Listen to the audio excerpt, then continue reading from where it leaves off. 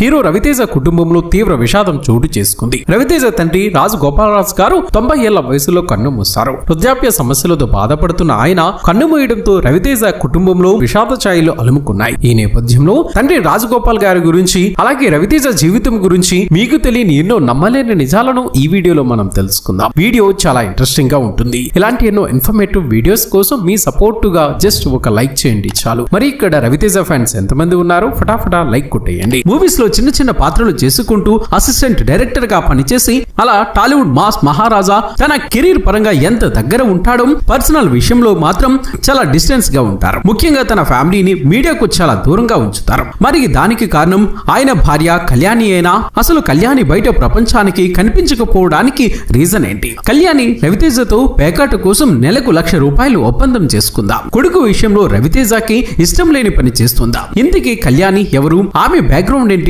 రవితేజ కంటే ఎన్నేళ్లు చిన్నది? 1980 ఏప్రిల్ 20న తూర్పు గోదావరి జిల్లాలో జన్మించిన కళ్యాణి గారు తన భర్త రవితేజ గారి కంటే 12 సంవత్సరాలు చిన్న. రవితేజ 1980వ దశకంలోనే మద్రాసు వెళ్లి సినిమా ప్రయత్నాలు మొదలు పెట్టారన్న విషయం మనందరికీ తెలిసిందే. 1988 నుంచి రవితేజ సినీ అవకాశాల కోసం ప్రయత్నించారు. అప్పటి నుంచి అనేక రకాలుగా కష్టపడి జూనియర్ ఆర్టిస్ట్ గా కూడా చేశారు. ఆ సమయానికి కళ్యాణి గారు 4వ తరగతి పూర్తి చేశారు. మద్రాసులో రవితేజ కర్తవ్యం, చైతన్య, అభిమన్యుడు, లాటి వారసుడు, అల్లరి ప్రియుడు వంటి సినిమాలు ఎలాంటి ప్రాధాన్యత లేని పాత్రలు పోషిస్తూ అనేక కష్టాలు పడ్డారు. నిన్నే పెళ్లాడతా సినిమాకి కృష్ణవంశీ అసిస్టెంట్ డైరెక్టర్ గా అవకాశం ఇచ్చారు. రవితేజకి పెళ్లి చేయాలని ఇంట్లో వాళ్ళు ఎప్పటి నుంచో ప్రయత్నాలు మొదలు పెట్టారు. అప్పటికే రవితేజకి మామయ్య కూతురు ఉంటే ఆమెకిచ్చి పెళ్లి చేయాలని కూడా అనుకున్నారు. అందుకోసం అమ్మాయికి వేరే సంబంధాలు చూడకుండా 3 సంవత్సరాలు ఎదురు చూశారు. కానీ రవితేజలో పెళ్లి చేసుకోవాలని మార్పు రాకపోగా సినీ పరిశ్రమలో హీరోగా సెటిల్ అయ్యాకనే చేసుకుంటారని కరాఖండిగా చెప్పేయడంతో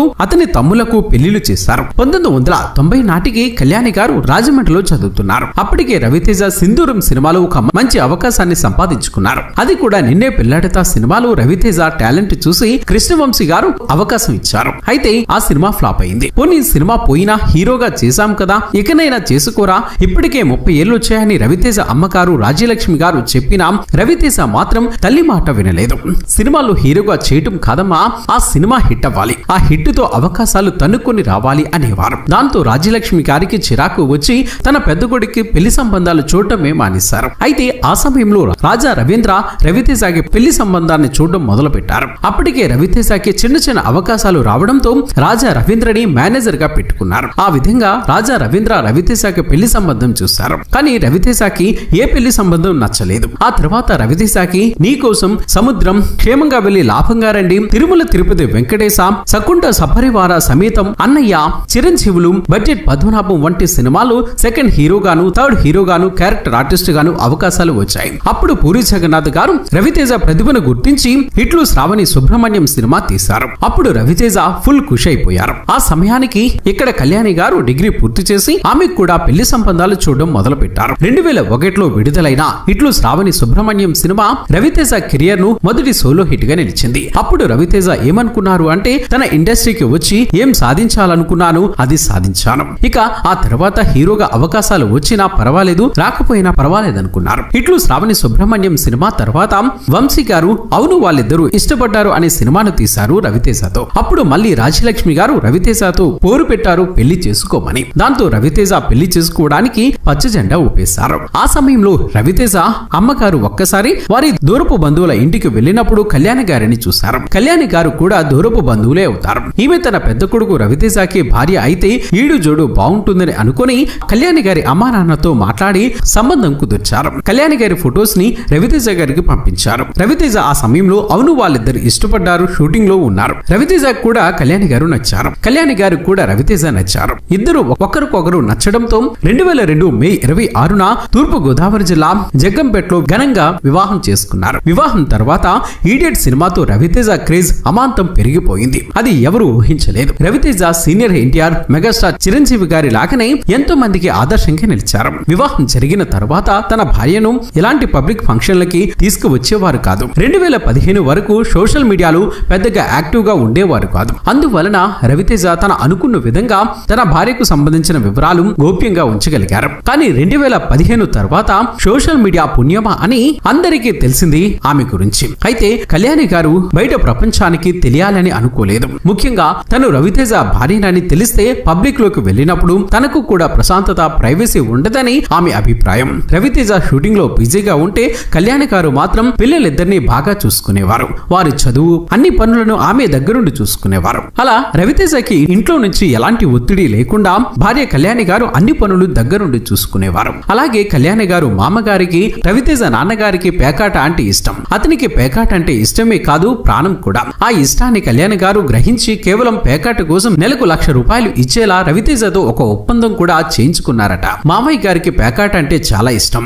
ఆయన వద్దన్నా వినరు. ఒకవేళ ఆడకుండా మనం ఆపగలిగితే ఇంట్లో ఏం చేయాలో తెలియక ఆయన పిచ్చికిపోతారు. చివరి రోజుల్లో అతన్ని ఇబ్బంది పెట్టడం ఎందుకు అని అలా ఒప్పందం చేశారు ఆమె. అందుకే అత్తమామలకు కోడలంటే చాలా ఇష్టం. ఆమె అత్తగారు రాజ్యలక్ష్మి గారికి కూడా ఏం కావాలో అన్ని చూసుకుంటారు కళ్యాణి గారే. రవితేజ కేవలం డబ్బులు మాత్రమే ఇస్తారు. వీరికి ఒక పాప, బాబు ఉన్నారు. కొడుకు మహాదన్ భూపతిరాజు జన్మించారు. రవితేజ కొడుకును తన వారసుడిగా సినిమా ఇండస్ట్రీలోకి తీసుకురావాలని ఆశ లేదు, అత్యాశ లేదు. కానీ కళ్యాణి గారికి మాత్రం తన కొడుకు వెండితెరపై హీరోగా వెలగాలని ఆసక్తి, అభిలాష ఉంది. అందుకే ఆమె ఇప్పటి నుంచి మహాదన్ కి డాన్సులు కూడా నేర్పిస్తూ ఉన్నారు. ఇక రవితేజ గారి ఏకైక కూతురు అయిన మోక్షద భూపతి గురించి మాట్లాడుకున్నట్లయితే వయసు ఇప్పుడు 22 ఏళ్లు. ఈమె లండన్ యూనివర్సిటీలో గ్రాడ్యుయేషన్ ని కంప్లీట్ చేసిన మోక్షద ప్రస్తుతానికి తాను కూడా ఒక యంగ్ ప్రొడ్యూసర్ గా రాణించాలన్నది తన కోరిక. అందుకే ప్రముఖ ప్రొడక్షన్ హౌస్ అయిన సితారా ఎంటర్టైన్మెంట్స్ లోని ఓ ప్రముఖ ప్రొడ్యూసర్ దగ్గర గత కొన్నాళ్లుగా నిర్మాణ సారథ్యంలో ట్రైనింగ్ తీసుకుంటున్నారు. అంతేకాదు తండ్రితో కలిసి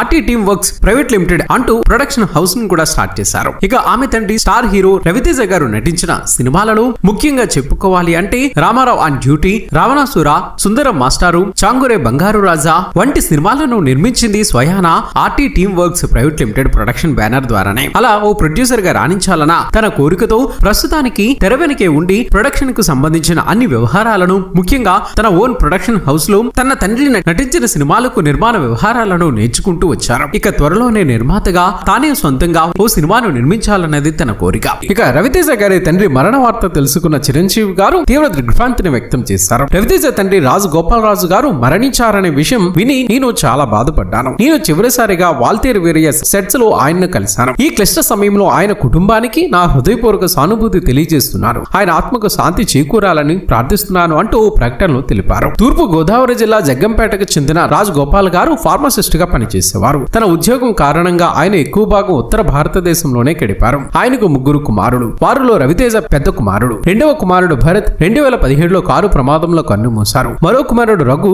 చిత్రసీమలోనే కొనసాగుతూ ఉన్నారు. ఏది ఏమైనా రాజగోపాలరాజు గారి పవిత్ర ఆత్మకు శాంతి చేకూరాలని మనము మనస్ఫూర్తిగా కోరుకుందాం. మరి రవితేజ గారంటే మీకు ఇష్టమైతే ఈ వీడియోను లైక్ చేసి మీ అభిప్రాయాన్ని కామెంట్ రూపంలో చెప్పండి ఫ్రెండ్స్. మేము చేసే ప్రతి వీడియో వెనుక చాలా కష్టం ఉంటుంది. ఆ కష్టానికి మీరిచ్చే ప్రతిఫలం ఒక లైక్ కొట్టి సబ్స్క్రైబ్ చేసుకోవటమే. చేస్తారు కదా ఫ్రెండ్స్.